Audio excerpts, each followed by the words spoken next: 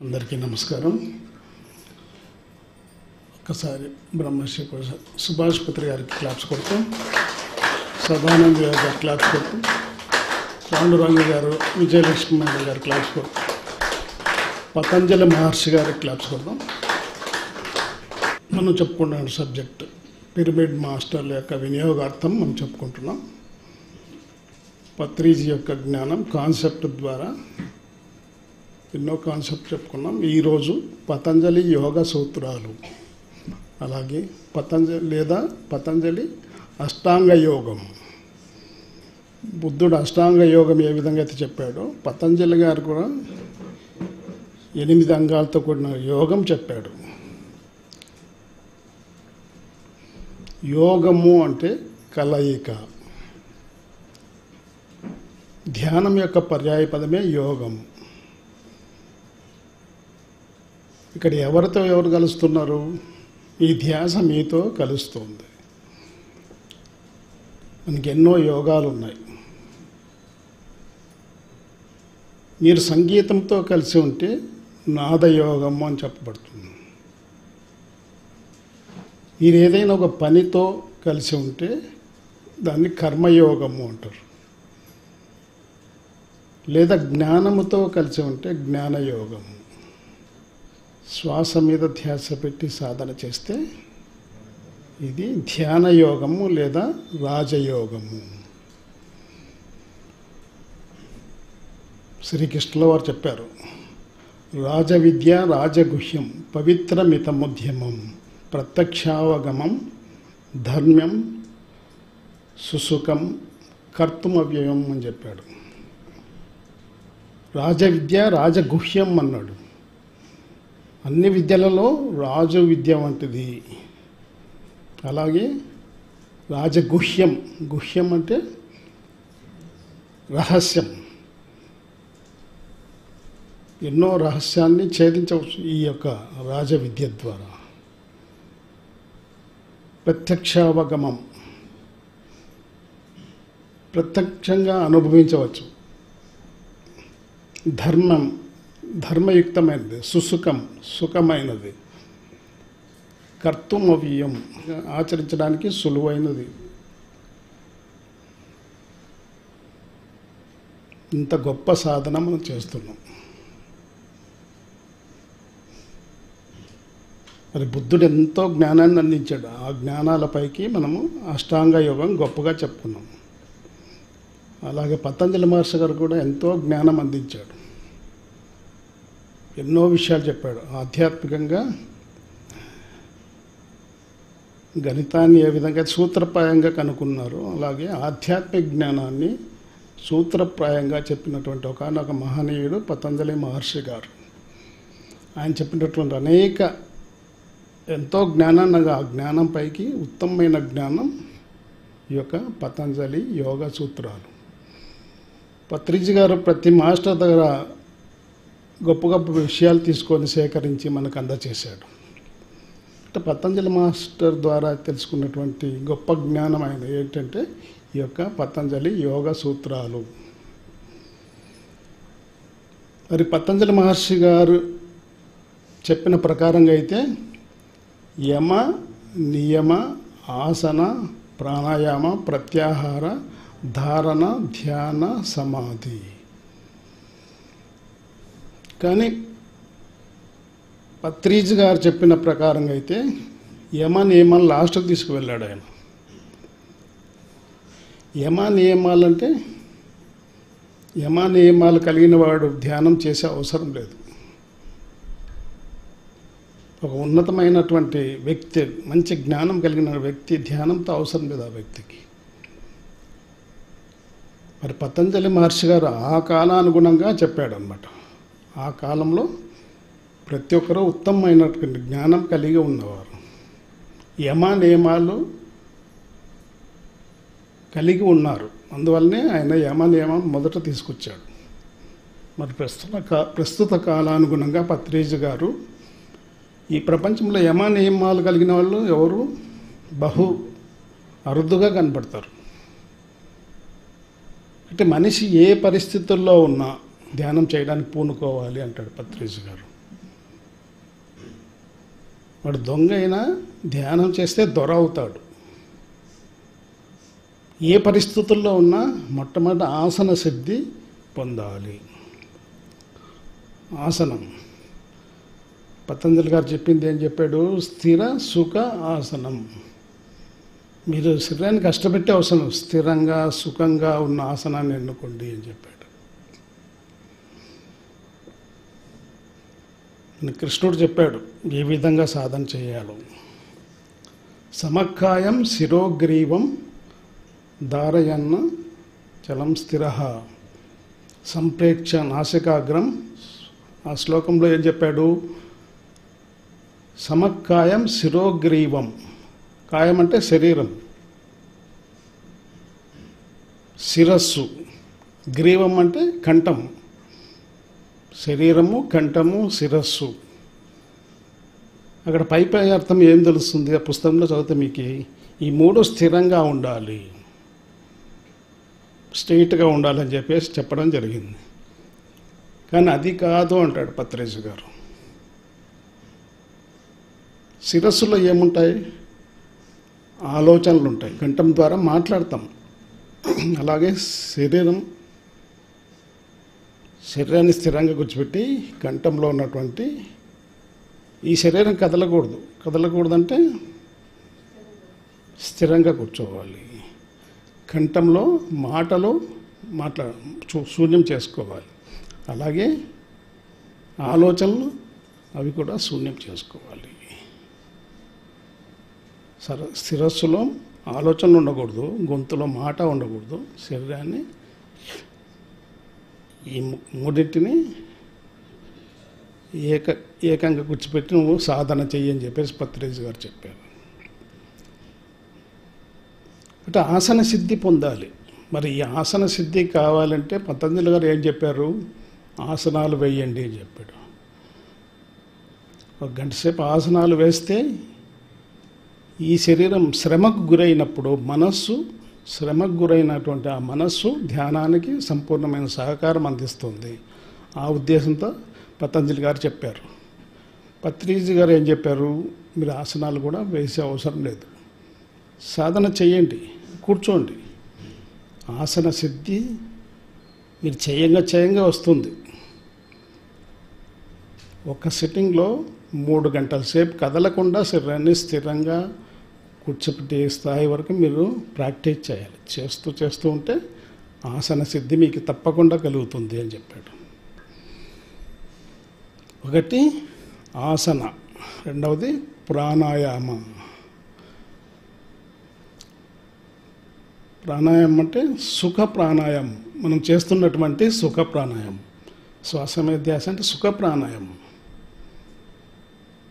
మరి హఠయోగం అనేది ఇంకొక సాధన ఉంది. అక్కడ ఏం జరుగుతుంది? ఇక్కడ పూరకము రేచకం మాత్రమే జరుగుతుంది. పూరకం అంటే ఉచ్ఛ్వాస, రేచకం అంటే నిశ్వాస. హఠయోగంలో ఏం జరుగుతుంది? పూరకము, కుంభకము, రేచకము ఈ 3 ఉంటాయి. గాలిని తీసుకుంటాం, కొద్దిసేపు కుంభిస్తాం, తర్వాత రేచకం వదిలేస్తాం. కానీ ఇది సుఖ ప్రాణాయామం. మనం చేసేది సుఖ ప్రాణాయామము, శ్వాస మీద ధ్యాస లేదా ఆనాపానసతి. ఆది శంకరాచార్య ఒక శ్లోకం చెప్పాడు సుఖ ప్రాణాయామం గురించి. ప్రాణాయామం ప్రత్యాహారం నిత్య అనిత్య వివేక విచారం జాప్య సమేత సమాధి విధానం కురు అవధానం మహదవధానం అని చెప్పాడు. ప్రాణాయామం ప్రత్యాహారం నిత్య అనిత్య వివేక విచారం. ఈ సుఖ ప్రాణాయామం శ్వాస మీద ధ్యాస పెట్టి సాధన చేస్తూ ఉంటే మీలో ప్రత్యాహారం లభిస్తుంది. తర్వాత నిత్య అనిత్య వివేక విచారం కలుగుతుంది. ఏది నిత్యమైనది, ఏది అనిత్యమైనది అన్న విషయాన్ని మీరు గ్రహించే శక్తిని సంపాదించుకుంటారు. జాప్య సమేత సమాధి విధానం. ఏదైనా ఒక పనిని పదే చేయడమే జపము అన్నారు. ఇక్కడ ఏంటి జపం అంటే ప్రాణాయామం, ప్రత్యాహారం, నిత్య అనిత్య వివేక విచారం, ఈ మూడు ప్రతిరోజు సాధన చేస్తూ ఉంటే ఇదే సరి అయిన సమాధి విధానం. జాప్య సమేత సమాధి విధానం, ఇదే సరి అయిన సమాధి విధానం. కురు అవధానం మహదవధానం. కురు అంటే చెయ్యి, ప్రతిరోజు సాధన చెయ్యి. ఇదే గొప్ప అవధానం. మహదవధానం అంటే గొప్ప అవధానం, గొప్ప సాధన ఇది.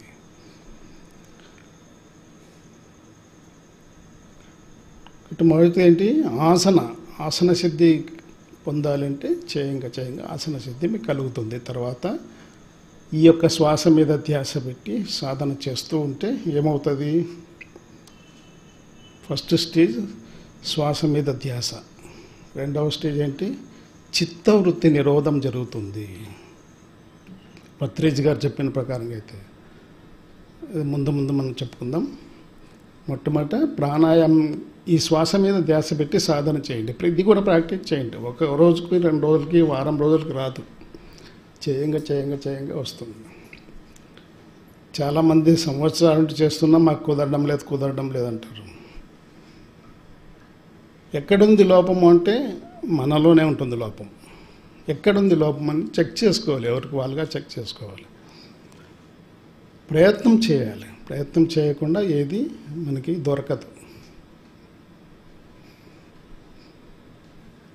ఇప్పుడు కళ్ళు మూసుకొని ఆలోచనలు చేస్తూ ఉంటే ఎన్ని సంవత్సరాలైనా గడుస్తూనే ఉంటుంది. ఆలోచన రహిత స్థితిని పొందాలి. ఒక తీవ్ర దృఢ సంకల్పంతో, ఒక దీక్షతో చేయాలి. వచ్చిన ఆలోచన వెంటనే కట్ చేస్తూ మరి శ్వాస మీద ధ్యాస పెడుతుంటే ఈ శ్వాసకు మనసుకు దగ్గర సంబంధం ఉంది. కానీ ఈ శ్వాసను గమనిస్తూ వచ్చిన ఆలోచన కట్ చేస్తూ ఉంటే ఆటోమేటిక్గా మీకు ఆలోచన రహిత స్థితి కలుగుతుంది. అది ప్రాక్టీస్ మీద వస్తుంది. ఆసన, ప్రాణాయామ, ప్రత్యాహార. ఆహారం ఏ విధంగా తీసుకుంటున్నాం? బాహ్యం నుండి లోనికి తీసుకుంటున్నాం. ప్రత్యాహారం అంటున్నాడు ఇక్కడ లోన్ నుండి లోన తీసుకోవాలి, లోన స్వీకరించాలి ఆహారాన్ని. పంచ జ్ఞానేంద్రియాల ద్వారా మనం ఆహారాన్ని స్వీకరిస్తున్నాం కదా. కంటికి దృశ్యం ఆహారం, చెవికి వినికిడి ఆహారం, ముక్కుకు వాసన ఆహారం, చర్మానికి స్పర్శ ఆహారం, నాలుకకు రుచి ఆహారం. మరి సరైన దృష్టి పెడితే, సరైన దృశ్యాన్ని చూడగలిగితే మీరు సరైన ఆహారం స్వీకరించిన వాళ్ళు అవుతారు. సరైన విషయాలు వింటే చెవి అనే ఇంద్రియం ద్వారా సరైన విషయాన్ని స్వీకరించిన వాళ్ళు అవుతారు. సరైన వాసన చూస్తే సరైన వాసన అన్న ఇంద్రియం ద్వారా సరైన ఆహారం స్వీకరించిన వాళ్ళు అవుతారు. అలాగే సరైన రుచి అందిస్తే సరైన ఆహారం అందించాలి. ఈ 4 అప్పుడు సరైన ఆహారం అందించిన వాళ్ళు అవుతారు నాలుక ద్వారా. మరి ఆ విధంగా చేస్తున్నాం. మనము చూడకూడని దృశ్యాలు చూస్తున్నాం, వినకూడని విషయాలు వింటున్నాం, వాసన చూడకూడని వాసన చూస్తూ ఉన్నాం, తినకూడనివి నాలుగు అందిస్తూ ఉన్నాం, స్పర్శించిన వాటిని స్పర్శిస్తూ ఉన్నాం.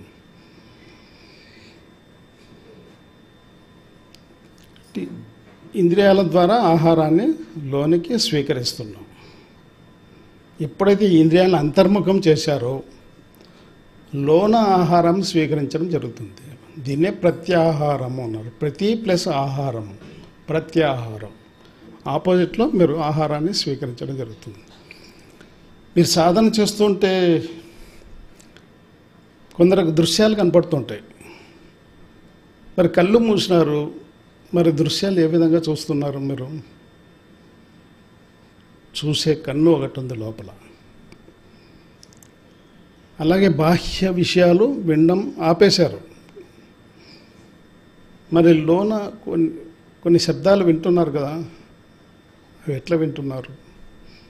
అలాగే వాసనలు, ఎప్పుడూ చూడని సువాసనలు చూస్తూ ఉంటారు కొందరు. బాహ్య ప్రపంచంలో ఎక్కడ ఆ వాసన కనపడదు. మరి అలాంటి వాసనలు గ్రహిస్తూ ఉంటారు. ఇవే ప్రత్యాహారము అన్నాడు. ఆసన, ప్రాణాయామ, ప్రత్యాహార. తర్వాత 4వది ధారణ. ధారణ అంటే రైట్ కాన్సన్ట్రేషన్ అపాన్. ఏదైతే మీరు చూస్తున్నారో దాని మీద ఏకాగ్రత పెట్టడమే ధారణ. ఒక శబ్దం వింటున్నారు, ఏంటి ఆ శబ్దం? మీరు ఏకాగ్రతగా గ్రహించాలి. ఓ దృశ్యం కనపడి, ఏంటి ఆ దృశ్యం? ఏదో కొండలు, కోనలు, పచ్చని పొలాలు, మన చుట్టూ ఏం లేవు కదా అలాంటివి, అయినా మనకి కనపడుతూ ఉంటాయి. ఏదైతే కనపడుతుందో, ఏదైతే వినపడుతుందో, లేదా మంచి మ్యూజిక్ వింటారు. మరి ఆ మ్యూజిక్ అనేది బాహ్య ప్రపంచంలో మీకు ఎక్కడ దొరకదు. అలాంటి మ్యూజిక్ మీరు వినడం జరుగుతుంది. అలాగే రుచి, నాలుగు రుచి, మంచి రుచి అందజేయడం జరుగుతూ ఉంటుంది. ఏది కనపడినా, ఏది వినపడినా, ఏ రుచి మీరు తెలుసుకున్నా వాటి మీద ఏకాగ్రత పెట్టాలి. దాన్నే ధారణ అన్నారు. Right concentration upon. ఏదైతే కనపడుతుందో దాని మీద ధ్యాస పెట్టి చూడండి, ఏకాగ్రతగా చూడండి. ధారణ. 5వది ధ్యానం. ఆసన, ప్రాణాయామ, ప్రత్యాహార, ధారణ, ధ్యానం. 5వ స్థితిలో ధ్యానం వస్తుంది. ధ్యానం అంటే ఏంటి? ధీ ప్లస్ యానము. ధ్యానం పదాన్ని విడగొట్టండి. ధీ ప్లస్ యానము. ధీ అంటే సూక్ష్మ శరీరము, సూక్ష్మ శరీర సముదాయం లేదా ఆత్మ. సూక్ష్మ శరీర సముదాయం ద్వారా ధీ ప్లస్ యానము అంటే ప్రయాణం. మనకి తెలియకుండా రాత్రిపూట ధ్యానం చేస్తూ ఉన్నాం. రాత్రి ఎక్కడో వెళ్ళిపోతుంటారు అడవిలో. ఒక కుక్క కనపడుతుంది. ఆ కుక్క పులిగా మారుతుంది. అయినా విశ్వసిస్తున్నాం కదా మనము. అక్కడ డౌట్ వస్తుందా? ఆ దృశ్యం చూసినప్పుడు మనకి రావటం లేదు. కుక్క పులిగా మారినా కూడా మనము నమ్ముతున్నాం, విశ్వసిస్తూ ఉన్నాం.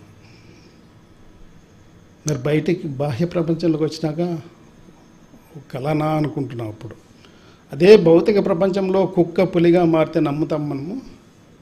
అది సాధ్యం కాదు ఉంటుంది. కాబట్టి ధీ ప్లస్ యానము. వేమన ఒక పద్యం చెప్పాడు. మెరుపు తీగ చాటు నుండి దివ్య లోకంబులన్నీ గనినచో వాడే దివ్యుడవునురా అన్నాడు. మెరుపు తీగ, ఈ శరీరానికి ఆత్మకు ఉన్నటువంటి కనెక్షన్, దాన్ని మెరుపు తీగ అన్నాడు. మెరుపు తీగ చాటు నుండి దివ్య లోకంబులన్నీ గనినచో వాడే దివ్యుడవునురా. ఆ సూక్ష్మ శరీరాన్ని విడుదల చేసి శ్వాస మీద ధ్యాస పెట్టినప్పుడు చిత్తవృత్తి నిరోధం జరుగుతుంది. చిత్తవృత్తి నిరోధం జరిగిన తర్వాత విశ్వశక్తి ఆవాహనం జరుగుతుంది. విశ్వశక్తి ఆవాహనం జరిగిన తర్వాత నాడీ శోధన జరపబడుతుంది. తర్వాత దివ్యచక్షు ఉత్తేజితమవుతుంది. ఇవన్నీ స్టెప్ బై స్టెప్ జరుగుతుంటాయి. తిరిగి ఎవరైతే ధ్యానం తర్వాత తిరిగి దేహంలోకి ఎవరైతే ప్రవేశిస్తున్నారో వాడే దివ్యుడు అన్నాడు. దివ్యుడు అంటే దేవుడు. అలాంటి సాధన చేసేవాడే దేవుడు. దేవుడు వేరుగా లేడు. బ్రహ్మమనంగా పరదేశమున లేడు. బ్రహ్మమనంగా తానే బట్టబయలు. తన్ను తానెరిగిన తానిపో బ్రహ్మంబు అన్నాడు వేమన. బ్రహ్మ అంటే భగవంతుడు. వేరే పరదేశంలో లేడు. తన్ను తాను ఎరిగిన తానేపో బ్రహ్మంబో అన్నాడు. నిన్ను నువ్వు తెలుసుకున్నాడు, నువ్వే ఆ దైవ పదార్థం అవుతావు. నీలో ఉన్న ఆత్మే దైవ పదార్థం అని తెలుసుకుంటావు అనుభవం ద్వారా. అంతటి గొప్ప సాధన మనం చేస్తూ ఉన్నాం. ధ్యానం. ధ్యాని అయిన కానీ జ్ఞాని కాడు, జ్ఞాని అయిన కానీ విజ్ఞాని కాడు, విజ్ఞాని అయిన కానీ విముక్తి రాదురా అన్నాడు. ధ్యానం చేస్తే మీకు సంబంధించిన జ్ఞానం మీకు లభిస్తుంది. మనంతటితో తృప్తి పడకూడదు. సకల చరాచర సృష్టి యొక్క జ్ఞానం కూడా నువ్వు పొందాలి. దాన్నే విజ్ఞానము అన్నాడు. విజ్ఞాని అయిన కానీ విముక్తి రాదురా. ఇప్పుడు చెప్పినట్టు 2 పద్యాలు మీకు పుస్తకాలు ఎక్కడ దొరకదు. పత్రిజీ గారు ఏం చేసేవాడంటే మొదట్లో గొప్ప గొప్ప మాస్టర్ని పిలుచుకొచ్చి పరిచయాలు చేశాడు. ఒక్కొక్క వారం ఒక్కొక్క మాస్టర్ని పిలుచుకొచ్చి వాళ్ళ అనుభవాలు చెప్పించేవాడు. మరి హైదరాబాద్ ఒక మాస్టర్ని తీసుకొచ్చాడు. ఎప్పుడు ఒక నియర్లీ 30 years బ్యాక్. అతనికి ధ్యానంలో కూర్చుంటేనే వేమన గారు వచ్చారు హాస్టల్గా. వేమన గారు హాస్టల్గా వచ్చి పద్యాలు చెప్పేవాడు. కొత్త కొత్త పద్యాలు, పుస్తకాల్లో లేని పద్యాలు చెప్పేవాడు. మరి ఇప్పుడు 2 చెప్పుకున్న పద్యాలు ఎక్కడ పుస్తకాల్లో మీకు దొరకదు. మెరుపు తీగ చాటు నుండి దివ్య లోకంబులన్నీ గనినచో వాడే దివ్యుడవునురా. అలాగే ధ్యాని అయిన కాని జ్ఞాని కాడు, జ్ఞాని అయిన కాని విజ్ఞాని కాడు, విజ్ఞాని అయిన కాని విముక్తి రాదురా. అలాగే అడుసునందున్న తామర అడుసునంటకయుండు, విషము కలిగిన నాగు విషం మృంగకయుండు, విషయ వాంఛలు నెరిగిన నరుడు నిత్య యోగి అయి ఉండు. అలాగే ధ్యానమని యజ్ఞ గుండంబునందు శ్వాస అనేది కట్టె రగిల్పి తగలబెట్టి చూడు అజ్ఞానంబును, పూర్ణ శుద్ధమైన జ్ఞానంబు పుట్టు, పూర్ణతను పొందితివేని పునర్జన్మ లేదురా అని చెప్పాడు. ఇవన్నీ మీ పుస్తకాల్లో ఎక్కడ దొరకవు. మరి హాస్టల్గా వచ్చి ఆయన చెప్పినటువంటి పద్యాలు ఇవి. మరి ఆ మాస్టర్ ద్వారా చెప్పించారు పత్రిజీ గారు. అలాగ ఓ మాస్టర్ని తీసుకొచ్చి వాళ్ళ అనుభవాలు చెప్పించేవాడు. మరి వాళ్ళ నుండి ఎంతో అనుభవ జ్ఞానాన్ని మేము పొందాం వాళ్ళ ద్వారా, వాళ్ళ అనుభవాల ద్వారా. అంటే ఆసన, ప్రాణాయామ, ప్రత్యాహార, ధారణ, ధ్యాన, 6 సమాధి. సమాధి అంటే సర్వ ప్రశ్నలకు సమాధానాలు దొరికిన స్థితిని సమాధి స్థితి అంటారు. ఇక్కడ సమాధి స్థితులు 2 విధాలుగా ఉంటాయి. ఒకటి సవికల్ప సమాధి స్థితి, 2 నిర్వికల్ప సమాధి స్థితి. సవికల్ప సమాధి స్థితి అంటే మొదట్లో నిర్వికల్ప సమాధి స్థితి మీకు వెంటనే రాదు. సవికల్ప సమాధి స్థితిని పొందుతారు. ధ్యానం చేయంగా సవికల్ప సమాధి స్థితి అంటే ఏంటి? కొన్ని ప్రశ్నలకి మీకు సమాధానాలు దొరుకుతూ ఉంటాయి. మీ అంతరాత్మ కొన్ని ప్రశ్నలకు సమాధానం చెప్తూ ఉంటుంది. కానీ కొన్ని ప్రశ్నలకి ఇంకా మీకు ఆన్సర్ దొరకదు. ఎందువల్ల అంటే మీకు ఇంకా ఎనర్జీస్ బాగా అభివృద్ధి చేసుకోవాలి. ఇంకా ధ్యానం ద్వారా ఆలోచన రహిత స్థితికి వెళ్ళి ఆ విశ్వమయ ప్రాంశత అపారంగా స్వీకరించినప్పుడు మొట్టమొదటి కలిగేటువంటి స్థితి సవికల్ప సమాధి స్థితి. ఆఖరికి నిర్వికల్ప సమాధి స్థితి, నిర్వికల్ప సమాధి స్థితి. ఆ పదాన్ని విడగొట్ట. నిర్ అంటే ఏమీ లేనిది, వికల్పము లేని సమాధి స్థితి, నిర్వికల్ప సమాధి స్థితి. ఎలాంటి డౌట్ లేని స్థితిని మీరు పొందుతారు. దాన్నే పరిపూర్ణమైన సమాధి స్థితి అన్నారు. అప్పుడు మీకు కలుగుతాయి యమ నియమాలు కలుగుతాయి. యమాలు 5, నియమాలు 5. మీరు అలాంటి సాధకుడు నిర్వికల్ప సమాధి స్థితిని పొందాలంటే బ్రహ్మర్షి పదవి అందుకున్నట్టే. అలాంటి బ్రహ్మర్షి పదవి అందుకున్నవాడు సమాజంలో ఎలాంటి క్వాలిటీస్తో చరిస్తూ ఉంటాడు. సమాజంలో 5 యమాలు చెప్పాడు. 1 అహింస, సత్యము, బ్రహ్మచర్యము, ఆస్థేయము, అపరిగ్రహము. అహింస మనస వాచ కర్మణ త్రికంశుద్ధిగా అహింసను ఆచరిస్తూ ఉంటాడు. మనసు ద్వారా హింస చేయడు, మాట ద్వారా హింస చేయడు, చేతల ద్వారా కూడా హింస చేయడు, అహింసను పాటిస్తూ ఉంటాడు. అలాగే సత్యము, నోరు విప్పితే సత్యమే పలుకుతూ ఉంటాడు, అసత్యము తన నోటి ద్వారా పలకలేడు, సత్యమే పలుకుతూ ఉంటాడు. మూడవది బ్రహ్మచర్యము. ఇక్కడ బ్రహ్మచర్యము అంటే ఏదో పెళ్లి చేసుకోకుండా ఉండడం కాదు. ఇక్కడ ఏమర్థం వస్తుందంటే మధ్య మార్గంలో జీవిస్తూ ఉంటాడు. ఏది ఎక్కువ చేయడు, తక్కువ చేయడు, ఒక మధ్య మార్గంలో జీవిస్తూ ఉంటాడు.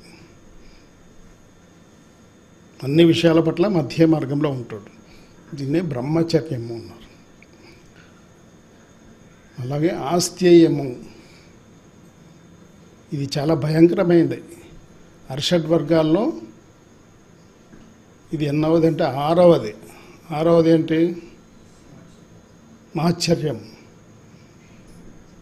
మాశ్చర్యం చాలా భయంకరమైనది. ఆస్థేయం అంటే ఏంటి? ఇతరుల ఆస్తి పట్ల నువ్వు అసూయ పడకూడదు. మనకు మన దగ్గర లేనిది ఇతరుల దగ్గర ఉంటే మనం అసూయ పడుతుంటాం. ఎందుకు ఆ అసూయ కలుగుతుంది? ఈ యొక్క ఆత్మజ్ఞానం లోపించడం ద్వారా, ఆత్మజ్ఞానం లేదు, ఉన్నవాడైతే సరే వాడికి కలిగింది, వాడు అలాంటి జన్మ తీసుకున్నాడు, నా దగ్గర లేదు, నేను ఇలాంటి జన్మ తీసుకున్నా, రాబోయే జన్మలో నేను కూడా ఒక జమీందారుగా పుడతా. ఈ యొక్క జన్మ పరంపర, కర్మ పరంపర, ఆత్మజ్ఞానం గురించి తెలుసుకున్నవాడు ఎందుకు అసూయపడతాడు? ఇక్కడ ఆస్థేయం, ఇతరుల ఆస్తి పట్ల మనము అసూయపడకూడదు. అపరిగ్రహము. అపరిగ్రహం అంటే మనకి ఏదైనా అవసరం ఉన్నా లేకపోయినా ఇతరుల వస్తువు మన అవసరం లేకుండా తీసుకుంటూ ఉంటాం, స్వీకరించకూడదు ఉంటాడు. అపరిగ్రహం అంటే నువ్వు దొంగలించకూడదు తెలియకుండా, లేదా నీకు అవసరం లేకపోయినా స్వీకరిస్తూ ఉంటాం, కొన్ని తీసుకోకూడదు ఉంటాడు. ఈ 5 క్వాలిటీస్ యమాలు అన్నాడు. మిగిలిన 5 నియమాలు.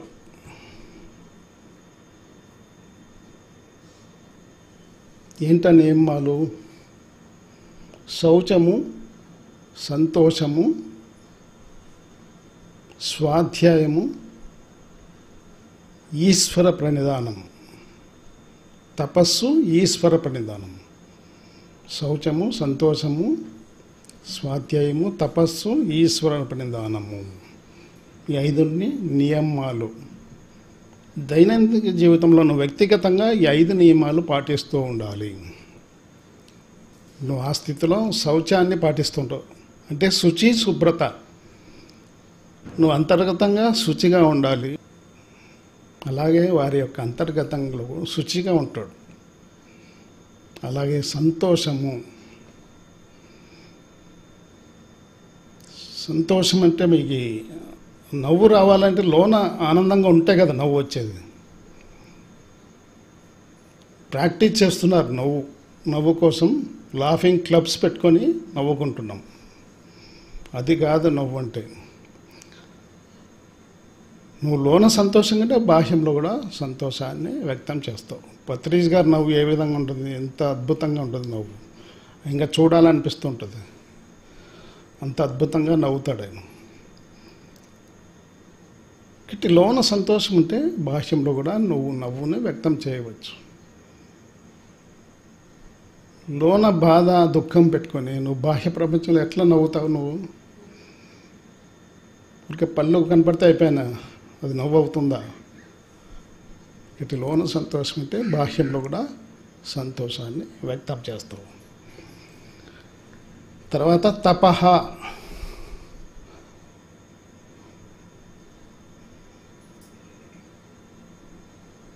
తపస్విభ్యోధికో యోగి జ్ఞానిభ్యోతి మతోధికః కర్మి పశ్చాధికో యోగి తస్మాత్ యోగి భవార్జున అని చెప్పేసి అర్జున్కి చెప్పాడు.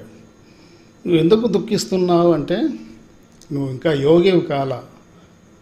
తస్మాత్ యోగి భవార్జున, తపస్సు కన్నా తాపసి కన్నా ఉత్తమమైన జ్ఞానం కలిగిన వాడు గొప్పవాడు, ఉత్తమమైన పుస్తక జ్ఞానం కలిగిన వాడు గొప్పవాడు. వీళ్ళిద్దరికన్నా గొప్పవాడు ఉత్తమమైన కర్మలు చేసేవాడు గొప్పవాడు. ఈ ముగ్గురి కన్నా గొప్పవాడు ఒక ధ్యాన యోగి. కాబట్టి తస్మాత్ యోగి భవార్జున అన్నాడు. వెంటనే యోగివి కా, యోగివైతేనే నువ్వు ఈ దుఃఖం నుండి బయటకు వస్తావు. యుద్ధభూమిలోకి వచ్చి యుద్ధం చేయనని చెప్పేసి మురాయిస్తున్నావు. నీలాంటి ధీరునికి తగని విషయం ఇది. కాబట్టి వెంటనే ధ్యానం చేయను ఆయన అని చెప్పేసి తస్మాత్ యోగి భవార్జున అన్నాడు. మరి తర్వాత ప్రయత్నం చేశాడు మనలాగే. మొదటి రోజు మనకి కుదిరిందే ధ్యానము? మొదటి రోజు ఎవరైనా చేయగలిగారా ధ్యానం? ఆలోచన రహిత స్థితి వచ్చిందా? మరి ఆయన కూడా ప్రయత్నం చేశాడు, కుదరలా. వచ్చి కృష్ణుని దగ్గర మళ్ళా మొరపెట్టుకున్నాడు. ఏం ప్రశ్నిస్తున్నాడు? చంచలం హి మన కృష్ణ ప్రమాదే బలవదృఢం తస్యాహం నిగ్రహం అన్యే వాయోరువ సుదుష్కరం అన్నాడు. కృష్ణ, ఈ మనస్సు చాలా చంచలమైంది, దీన్ని నియంత్రించడం మహా కష్టంగా ఉంది. ఎలాగైతే ఈ గాలిని ఒక చోట బంధించలేమో ఈ మనస్సును కూడా నియంత్రించడం అంత కష్టంగా ఉంది.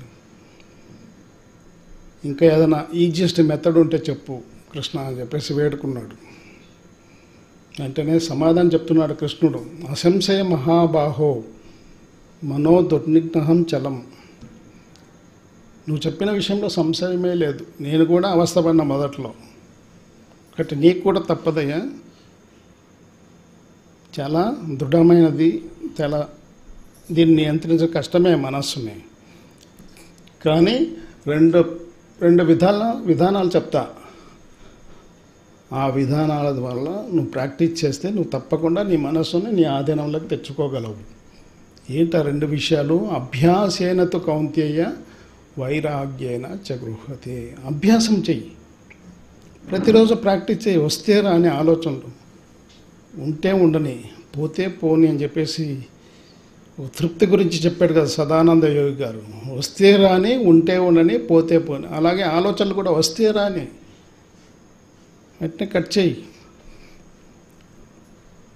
ప్రాక్టీస్ చేస్తే వస్తుంది. అభ్యాసం చేయి మొదటిది. రెండోది వైరాగ్యేన చగృహతే. నువ్వు కూర్చున్న ప్రతిసారి కొన్ని సూచనలు చేసి కూర్చో. నీ మనసుకు కొన్ని సూచనలు అందిస్తూ ఉండు. నువ్వు చేస్తున్న సాధన ఎవరి కోసం చేస్తున్నావు? మనం ఎందుకు ధ్యానం చేస్తున్నాం చెప్పండి? ఒక్కొక్కరు లక్ష్యం పెట్టుకొని వచ్చింటారు, కానీ అందరి లక్ష్యం ఒకటి ఉంది. ఏంటి ఆ లక్ష్యము?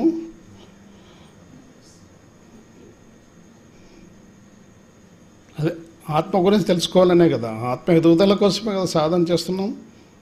ఫైనల్ అదే కదా. మీరు ఆరోగ్యం కోరుకున్నా, ఏం కోరుకున్నా ఫైనల్గా ఏంటి? ఆత్మజ్ఞానం, ఆత్మ ఎదుగుదల కోసం మీరు ప్రయత్నం చేస్తున్నటువంటి సాధన ఇది. కానీ కళ్ళు మూస్తేనే దేని గురించి వస్తాయి ఆలోచనలు? ఈ శరీరం గురించి, శరీరానికి సంబంధించిన వ్యక్తుల గురించి, శరీరానికి సంబంధించినటువంటి పరిస్థితుల గురించి, శరీరానికి సంబంధించిన వస్తువుల గురించే వస్తాయి ఆలోచనలు. మరి ఆత్మ గురించి ఏమైనా ఆలోచన చేస్తున్నాం మనము? ఏమైనా ఉన్నాయా ఆలోచనలు? ఏమీ లేవు. కాబట్టి చేసేదేమో ఆత్మ ఎదుగుదల కోసం చేస్తున్నాం, కానీ ఆలోచనలేమో శరీరం గురించి ఆలోచన చేస్తూ ఉన్నాం. ఇలాంటి సూచనలు అందించి నేను ఎట్లయినా కూడా నా గురించి నేను తెలుసుకోవాలి. ఇక నేను అంటే ఆత్మ, ఈ ఆత్మ గురించి నేను తెలుసుకోవాలి అనుకున్నప్పుడు ఇవన్నీ ఆటోమేటిక్గా పక్క వెళ్ళిపోతాయి. ఆ ప్రయత్నం చేయాలి. వైరాగ్యేన చ గృహ్యతి అన్నాడు. వైరాగ్య భావనలు అందించు, మనసుకు సూచనలు ఇవ్వు. అప్పుడు నీ మనస్సు నీ అధీనంలోకి వస్తుంది. అభ్యాసేన కౌంతేయ వైరాగ్యేన చ గృహ్యతి. ఇక్కడ తపహ అంటే ఇక్కడ తీసుకోవాల్సిన అర్థం ఏంటి? మనల్ని మనము తగ్గించుకోవడం. నిద్ర మితం చేసుకోవాలి, ఆహారం మితం చేసుకోవాలి, మాటలు మితం చేసుకోవాలి, ఆలోచనలు మితం చేసుకోవాలి. ఇవన్నీ తగ్గించుకోవడమే. ఇవన్నీ తగ్గితే ఆటోమేటిక్గా సాధన పెరుగుతుంది. హిమాలయ ఎందుకు సాధన చేస్తున్నారు? వాళ్ళు ఇవన్నీ తగ్గించుకొని అక్కడ గొప్ప సాధన చేస్తూ ఉన్నారు. అందువల్లనే వాళ్ళు గొప్ప యోగేశ్వరులు అయ్యారు. అటు సంసారంలో ఉంటూ నిర్వాణాన్ని పొందమన్నాడు ఆచార్య నాగార్జున గారు. కాబట్టి మనం సంసారంలో ఉంటూ సంఘంలోనే జీవిస్తూ మనము నిర్వాణ స్థితిని అందుకోవాలి. ఇదే అసలైన నిర్వాణము అన్నారు. ఎక్కడ పారిపోనక్కర్లేదు, మనం సన్యాసం పుచ్చుకోనక్కర్లేదు. తనవు నడవి చేసి తనలోనే కూర్చొని తపస్సు చేయలేని తాపస్సులెల్లరూ అడవి అందు చేరి అలజడి పడేరి అంటున్నాడు వేమన. ఈ శరీరాన్ని ఒక అడవిగా చేసుకొని తనలోనే కూర్చొని ధ్యానం చేయని ఈ వ్యక్తులు అడవులకు వెళ్ళి కూర్చుంటే ఏమనిపిస్తుంది మనకి? ఏ జంతువు వచ్చి అటాక్ చేస్తుంది? భయపడుతూ నువ్వు ధ్యానం చేస్తే ధ్యానం ఎప్పుడు కుదురుతుంది? భయం అడ్డుకుంటూ ఉంటుంది మిమ్మల్ని. తపస్సు చేయలేని తాపస్సులెల్లరూ అడవి యందు చేరి అలజడి పడిరి. ఎప్పుడు ధ్యాన స్థితి రాలేరు. కాబట్టి ఇక్కడ ఉన్న చోటనే ఉండి మనం సాధన చేయాలి. తపస్సు స్వాధ్యాయం. ఈ సమాధి స్థితి తర్వాత చేసేటువంటి స్వాధ్యాయమే అసలైన స్వాధ్యాయం. పత్రిజీ ఏం చెప్తాడు? నువ్వు ధ్యానం చేసిన మొదటి రోజే నువ్వు స్వాధ్యాయం చేసి సజ్జన సాంగత్యం చెయ్యి అంటాడు. అవి మీ సాధనకు ఉపయోగపడుతుంది. మొట్టమొదటి చేసినటువంటి స్వాధ్యాయము మీ ధ్యానానికి ఉపయోగపడుతుంది అంతే. కానీ అసలైన స్వాధ్యాయం ఎప్పుడూ సమాధి స్థితి తర్వాత చేసేటువంటి స్వాధ్యాయమే అసలైన స్వాధ్యాయం. ఆ స్థితిలో, ఆ సమాధి స్థితి తర్వాత వివేకానందులు వారు పెద్ద పెద్ద పుస్తకాలు లైబ్రరీని తీసుకొని వెళ్ళి మరుసటి రోజు తెచ్చిచ్చేవాడు. 2-3 పుస్తకాలు తీసుకుని వెళ్ళి, ఈ సైజు పుస్తకాలు మరుసటి రోజు తీసుకుని లైబ్రరీకి ఇచ్చేవాడు. ఆ లైబ్రరీకి ఒక డౌట్ వచ్చింది, ఈయన చదువుతున్నాడా తెచ్చిస్తున్నాడు? ఇంత ఆ పుస్తకాలు ఉదయానికల్లా తెచ్చిస్తున్నాడే, ఒక రాత్రిలో చదవగలరా? డౌట్ వచ్చి యగాదిగా చూస్తుంటే వివేకానందులు ప్రశ్నించారు, ఏంటి అలా చూస్తున్నాం? ఎదుకోకుండా తెచ్చిస్తున్నా డౌట్ ఉంది నీకు. ఈ పుస్తకంలో ఒక పేజీ ఏముందో నేను చెప్తా, నువ్వు పేజీ తీసి పలానా పేజీలో ఏముందని చెప్పి, పలానా పుస్తకంలో పలానా పేజీలో ఏముందని నువ్వు అడుగు, నేను చెప్తా అని చెప్పేసి ఆయన చెప్పేవాడు అనమాట. అది అసలైన స్వాధ్యాయం. అలాంటి స్వాధ్యాయం చేశాడు పత్రిజీ గారు. ఆఖరి శ్వాస వరకు ఆయన పుస్తకాలు చదువుతూనే ఉన్నాడు. ఏమైనా ఇంపార్టెంట్ కాన్సెప్ట్గా చెప్పే విషయాలు ఏమైనా ఉన్నప్పుడు అండర్లైన్ చేసుకునేవాడు. ఆయన ఎక్కడ డైరీలు కూడా రాయలే, ఆయన ఇక్కడే పెట్టుకున్నాడు స్థిరంగా జ్ఞానం. ఆ పుస్తకం చదివి వెంటనే వచ్చే ఒక కాన్సెప్ట్ చెప్పేసేవాడు. అంతటి స్వాధ్యాయం చేశాడు ఆయన. ఒక 500 పేజీ పుస్తకం ఇస్తే రాత్రి ఇచ్చేస్తే ఉదయానికి ఇచ్చేసేవాడు రిటర్న్. మరి అన్ని పేజీల పుస్తకం మనం చదవాలంటే ఎన్ని రోజులు తీసుకుంటాం మనం?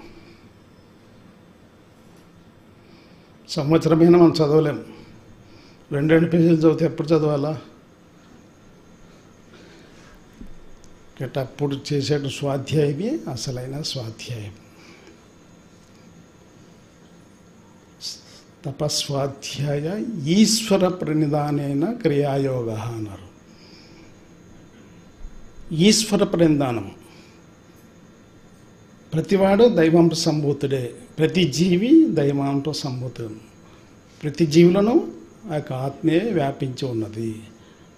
కాబట్టి అలాంటి భావనతో ప్రతి క్షణము నువ్వు జీవించాలి. మమాత్మ భావనతో జీవించాలి. మమ ఆత్మ సర్వభూత ఆత్మ, నాలో ఉన్న ఆత్మే సకల జీవుల దేహాల్లో ఇదే ఆత్మే వ్యాపించి ఉన్నది అన్న ధ్యాసలో నువ్వు జీవించాలి.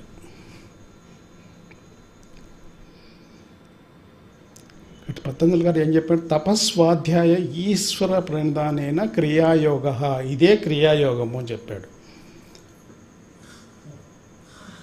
క్రియ, మనిషి చేసేటువంటి పనిని ఏమంటున్నాం? కర్మలు అంటున్నాం. కానీ మనలో దైవ ప్రయత్నంతో జరిగేటువంటి వాటిని ఏం చెప్తున్నాం? ఒక పేరు క్రియ. శ్వాసక్రియ అన్నామా? ఇక్కడ మన ప్రమేయం లేదు. శ్వాస మనమే చేస్తున్నామా? దైవ ప్రయత్నంతో జరుగుతుంది. ఆత్మ యొక్క శక్తి ద్వారా, ఆ చైతన్యం ద్వారా నడుస్తుంది ఆ క్రియ. మరి ఈ క్రియని ఆధారం చేసుకొని ఎన్నో క్రియలు నడుస్తున్నాయి మన బాడీలో. రక్త ప్రసరణ క్రియ, ఎన్నో రంగుల్లో ఆహారం స్వీకరిస్తున్నాం. ఎరుపు రంగులో ఏదైనా ఆహారం తీసుకుంటున్నాం రోజు మనము. మరి ఆహారం జీర్ణమై రక్తంగా ఏ విధంగా తయారవుతుంది? ఎవరు తయారు చేస్తున్నారు? రక్త ప్రసరణ క్రియ అన్నారు. అలాగే ఆకలి వేస్తుంది, మీరు భోంచేస్తున్నారు అంతే, మరి ఎవరు జీర్ణం చేస్తున్నారు? అందుకే జీర్ణక్రియ అన్నారు. కాబట్టి మన శరీరం మీద మనకే తెలియదు, ఇంకా ఎన్నో క్రియలు జరుగుతున్నాయి. అన్ని క్రియలకు మూలమైన క్రియ శ్వాసక్రియ. ఈ క్రియ ఆగిపోతే అన్ని క్రియలు ఆగిపోతాయి. కాబట్టి కర్త, కర్మ, క్రియ, మూడు విషయాలు చెప్పారు. కర్త అంటే కర్తలో నువ్వు ఉన్నావు, కర్మలో కూడా నువ్వు ఉన్నావు, కానీ క్రియలో నువ్వు లేవు. క్రియలో నీ ప్రమేయం లేదు. కర్త ఉంటేనే కర్మ ఉంటుంది, కర్మ ఉంటేనే కర్త ఉంటాడు, కానీ క్రియలో మాత్రం నువ్వు లేవు. అంటే దైవ ప్రయత్నంతో జరుగుతుంది కనుకనే క్రియ అన్నారు. కాబట్టి ఆ దైవాన్ని తోడు తెచ్చుకోవాలి. ఒక వ్యక్తికి ఒక 19 ఒంటెలు ఉన్నాయి. ఒక కథ చెప్తా. 19 ఒంటెలు ఉన్నాయి.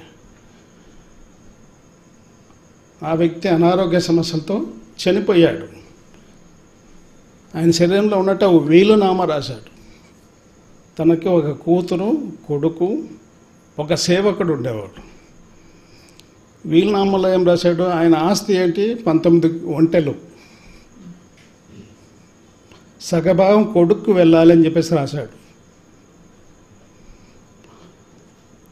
ఒక 1/4 అంటే 20% కూతురికి వెళ్ళాలి అని చెప్పేసి రాశాడు. 5వ వంతు సేవకుడికి వెళ్ళాలి అని చెప్పేసి రాశాడు. మరి 19 ఏ విధంగా విడదీస్తారు? 19 ఒంటెలు 50% అంటే 9.5 అంటే ఒక ఒంటిని చంపేయాలి. ఎట్లా చేస్తాడు? వాళ్ళకి అయోమయంలో పడిపోయారు. ఎట్లా విడదీయాలి, ఎట్లా ఈ లెక్క తేల్చాలని చెప్పేసి ఒక డౌట్ వచ్చేసింది. పక్క ఊర్లో జ్ఞానిని పిలిపించారు. ఆ జ్ఞాని ఏం చేసి ఒక వంట మీద వచ్చాడు. ఆయన ఒక వంట మీద వచ్చి, స్వామి గారు ఈ లెక్క తేల్చండి మీరన్నా అని చెప్పేసి వీళ్ళు వేడుకున్నారు. సరే నేను తేలుస్తా అన్నాడు. అక్కడ ఉన్న వాళ్ళు కొంతమంది ఏమనుకున్నారు? ఆ పిచ్చోడు ఏదో రాసి వెళ్ళిపోయాడు, పిచ్చి పిచ్చికి రాసి వెళ్ళిపోయాడు. ఇంకో పిచ్చోడు వచ్చాడు పక్క ఊరు నుండి, వీడు తేలుస్తాడంట అని చెప్పేసి అగితాలు చేశారు. అందరూ ఒక కన్క్లూజన్కి వచ్చి లెక్క తేల్చమని అప్పచెప్పేశారు. సరే ఆ 19 వంటలను నా వంట కలపండి అన్నారు. కలిపేసి కొడుక్కి 10 వంటలు ఇచ్చేసాడు, కూతురికి 5 వంటలు ఇచ్చేసాడు. మరి 20లో 4వ వంతు ఏంట? 4 వంటలు సేవకుడికి ఇచ్చేసాడు. తన వంట తను తీసుకొని వెళ్ళిపోయాడు. సరిపోయింది కదా లెక్క. అలాగే మనలో కూడా 19 వంటలు ఉన్నాయి, మన లోపల కూడా ఉన్నాయి.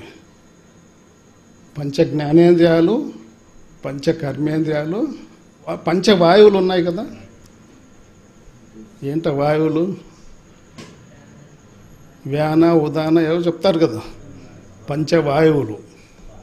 అలాగే అంతఃకరణాలు ఉన్నాయి కదా, మనస్సు, బుద్ధి, చిత్తము, అహంకారం. ఎన్నాయే? 19 వంటలు. ఇక్కడ 20వ వంట ఏది? ఆత్మను చేర్చుకోవాలి. ఆత్మ తోడైతే మన జీవితం కూడా ఆరోగ్యమయం అవుతుంది, మీ మనస్సు ప్రశాంతంగా ఉంటుంది, మీ బుద్ధి వికసిస్తుంది, ఆత్మ ఆనందంగా ఉంటుంది. మీ జీవితాన్ని ఆనందమయం చేసుకోవాలంటే ఆత్మను తోడుగా పెట్టుకోవాలి.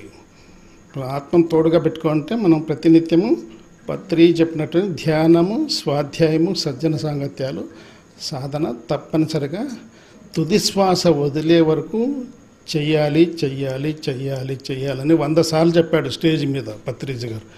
చెయ్యాలి చెయ్యాలి చెయ్యాలి అని. దానికి మ్యూజిక్ కూడా యాడ్ అయింది. చెయ్యాలి చెయ్యాలంటే వాళ్ళు తపలా కొడుతున్నారు. 100 సార్లు చెప్పింటాడు చెయ్యాలి చెయ్యాలి. వేరే మార్గం లేదు. ధ్యానం ఎంత గొప్పదో మనకిప్పుడే అర్థం కాదు. ఒక స్థాయి అందుకున్నప్పుడే ఈ ధ్యానం యొక్క గొప్పతనం ఏంటో తెలుస్తుంది. ధ్యానం లేకపోతే మన జీవితం గుండు సున్నా.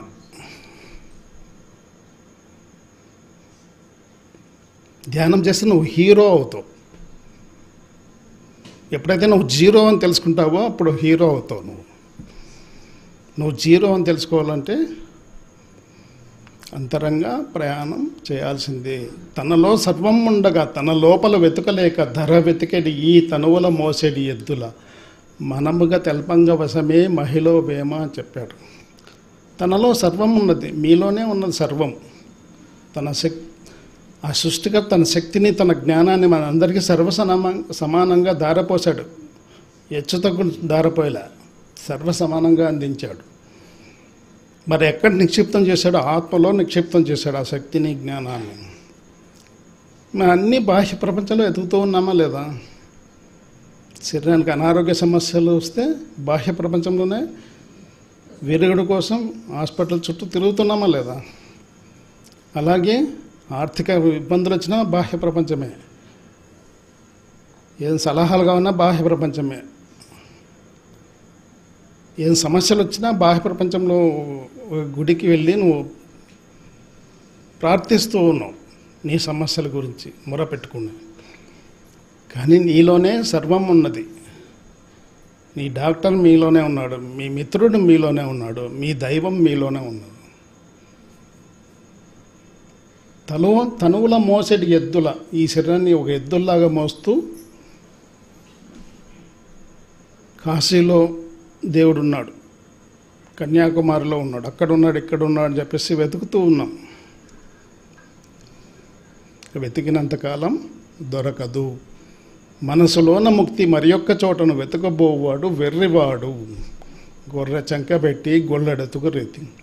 గొల్లవాడు గొర్రెపిల్లని చంకలు పెట్టి మందలో వెతుకుతూ ఉన్నాడు ఎక్కడెక్కడ అని చెప్పేసి. మనం కూడా వెతుకుతూ ఉంటాం.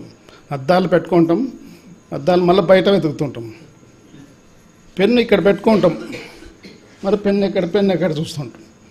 అంటే మన ఇంద్రియాలే మనకు మోసం చేస్తూ ఉన్నాయి. అంటే మోసం చేయని వాడు ఒకడు ఉన్నాడు లోపల.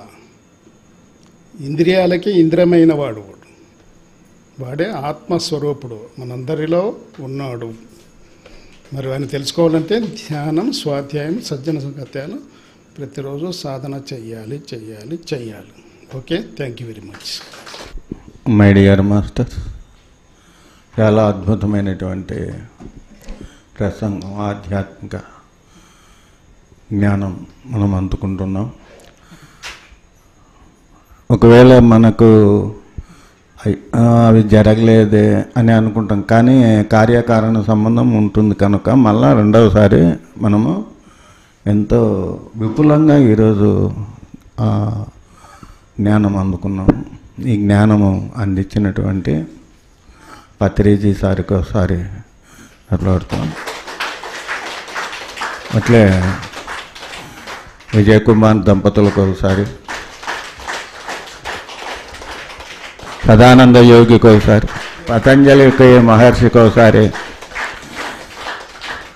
మనమంతా ఇంత శ్రద్ధగా ఎన్నుకుంటున్నాం, మన ఆత్మకు ఒకసారి.